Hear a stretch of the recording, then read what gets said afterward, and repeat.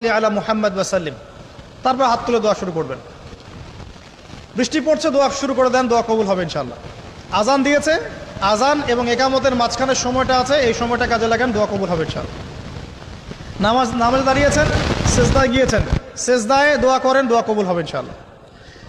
প্রশ্ন করে অনেকে যে ভাই সেজদায় কি বাংলায় দোয়া করা যাবে? হ্যাঁ যাবে, যদি আপনার নামাজটা নফল নামাজ হয়। কোন নামাজ হয়? ফরজ নামাজে করবেন না, নফল নামাজে করতে পারেন ইনশাআল্লাহ। সেজদায় বান্দা আল্লাহর সবচেয়ে কাছাকাছি থাকে, এই সময়ে বেশি বেশি দোয়া করতে রাসূল সাল্লাল্লাহু আলাইহি ওয়াসাল্লাম তাগিদ দিয়েছেন। দোয়া করলে ডাইরেক্ট কবুল হবে ইনশাআল্লাহ।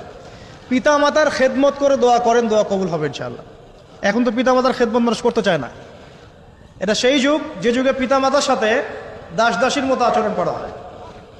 সন্তানরা ভুলে গেছো তোমরা যে তোমরা একদিন পিতামাতা হবা। আমরাও কিন্তু একদিন পিতামাতা হব।